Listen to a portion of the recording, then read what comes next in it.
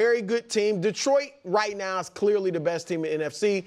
I would put the Eagles, give them a chance against anybody else in the NFC right now. So they're playing well.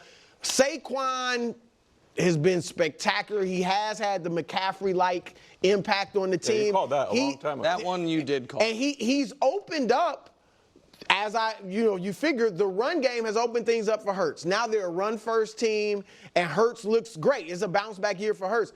Two things bother me about, and the defense. I mean, the defense is actually playing well. It's top 10 in everything: total defense, scoring defense, rush defense, pass defense. Two things concern me about the Eagles. One, A.J. Brown's injury, because he clearly made a huge difference when he got back. Get to the Hurts real needs thing. him. The real thing. No, yeah. The second thing is Sirianni. Yeah. Now, yesterday, what'd he go for? 2 4th and 1s. And I know some people will say, well, they go for it on 4th down. That's what they do. There is nuance. There's no rule that, because we go for it on 4th, we always go for it on 4th. Failed Read the game. Here. Yes, and then the foregoing field goals that would have been about 40-ish yards to go for it on 4th down. Just bad coaching. This is the one thing I'll say about Sirianni, though. And maybe it's insecurity, maybe it's a lack of job security. He does seem to listen to the constructive criticism. And weeks ago, it looked like he's unsure of himself because he's trying to appease you. He's trying to answer your questions about his coaching. I think he'll look at this and hear all the criticism and say, yeah, I do need to be better in that situation. So that's one thing that gives me hope. But those Sirianni and A.J. Brown are concerned. Yeah, look, I do have more faith in them because this time last year when things like this were happening, they started going the other way. It seems like when you listen to Jalen Hurts, they understand, like, we're not going to gloss over this. Yes, we won, but we didn't win the way that we were capable of. Like, there are some takeaways from this game and how we ended the game or how we did not end the game. And so I think when you hear things like that with a guy in the locker room like Jalen Hurts, who is your leader, that's great to hear. But I have more faith in them because they understand who they are. They're going to run the football. We know they're going to run the football. And despite A.J. Brown being hurt, who obviously is a huge, impactful player on their offense, they still can get what they want when you set it up with the run and how impactful Saquon Barkley has been in the backfield, out of the backfield, and allowing other guys to get open. So he opens things up for Jalen Hurts. He opens things up for, obviously, their perimeter guys. Sirianni, that's a whole nother discussion. Well, but it is. I mean, it's a real discussion. It's a real discussion, but I agree with you. Like, my faith in Sirianni was already a 0 out of 100, so him being a 0 out of 100 doesn't lower my faith. It was built in. So my answer is more because I don't think they have a top 10 defense actually, but they certainly don't have an awful defense the way they did last year. Because the rookies have played well in the back. Exactly, and that's going to happen over the course of the year. The rookies will get better. Saquon clearly has been a revelation, even though his slide at the end of the game was bizarre and could have cost him. It was his second kind of like, what are you doing? Yeah. But he's been brilliant. And Jalen stopped turning the ball over and started. Jalen at his best plays like young Russell Wilson. Take off when I need to, hit you with some moon balls, the deep shots like that. And young Russell Wilson was awesome. Was like a top 5-ish fringe quarterback. So all of those things are good. But Sirianni is going to lose them a playoff game. And that's how your season ends. Like, I mean, he is just so wildly grasping and the tush-push getting neutralized. And all of a sudden, you have 2 failed tush pushes from the 1 on 2-point conversions, which then leads to a 4th and inches, and I don't know if we can run the 4th and inches play, when you run this stuff because you're like, oh no tush push. And by the way, I know you've had the tush push.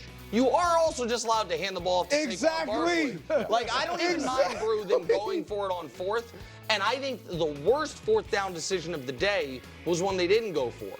Kicking the 58-yard field goal outdoors in cold, like, and give you a chance to win the game or lose the game, pardon me.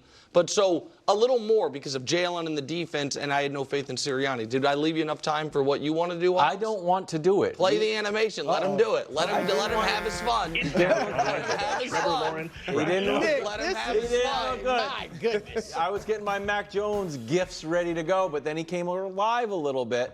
Did he? But he threw a pick to lose but the then game. I was about to say that kind of takes away from it. He was throwing for, what did he throw for? 160 12 yards or something? No, early on in the game, he had like 9 yards. Do you have any faith in him becoming a star? Yeah, once they get a real coaching staff. Yeah. Oh my God. All right, that's fine. Peterson is a good coach. Peterson is a good coach. The number one pick, and he's another I don't know that he's coach. Peterson's, I think, had a winning record or won more than 9 games once ever in his life. They won the Super Bowl here with Nick Foles as the quarterback. Folks, I'm not defending Trevor. You asked me a future-looking question. The fact that you call him Trevor now says it all. Well, says it all. You throw a game-losing interception. Right? I'm not going to use your not the Prince. I'm just saying, I still think he can be a great player. He has not been up to this point, and they had a minute 40.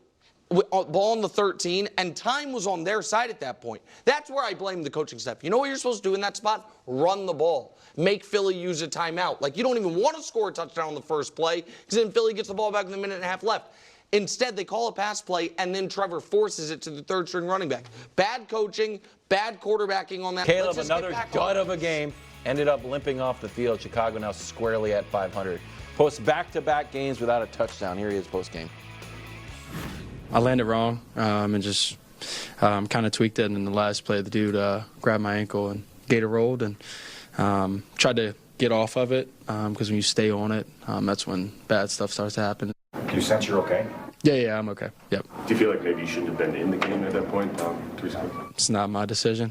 You fight to the end of the game. If you're in the game, if not, coach makes a decision like that. You have to deal with it.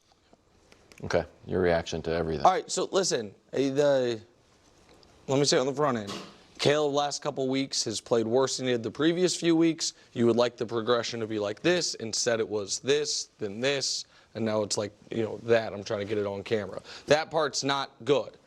But right or wrong, the team has told you they are done with the coach.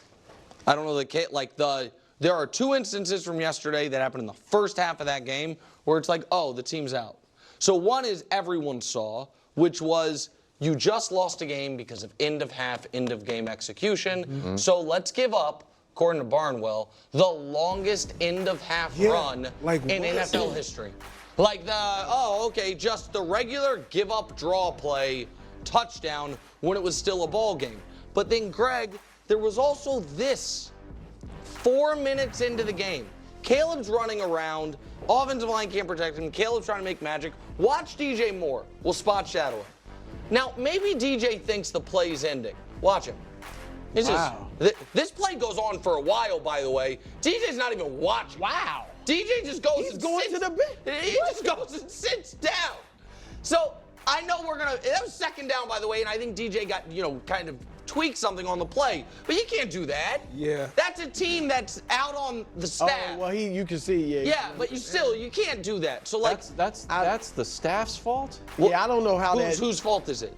I don't know. You could look at that as out.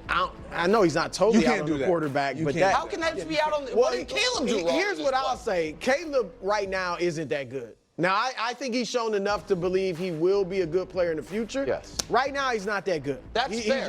He's a rookie. So the only problem is you have Jaden Daniels and last year C.J. Stroud looking like great as rookies. So it looks harder on Caleb.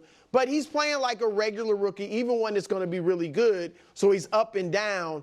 But I don't know that I agree that they're out on the coach because of that. They're firing them. I think, they probably will. But I definitely think they're out on the coach. Look, Caleb didn't play good. Defensively, when you start to see a really good defense give up a play like that before the half, they're shutting it. It didn't look like it's screaming, we're not playing for this guy anymore. That is inexcusable. No effort to go get the ball carrier. Eberflus has lost this team. Yeah. Period. It's evident. Everyone. Joe Burrow came alive against the Raiders by throwing 5 touchdowns to move his team to 4-5.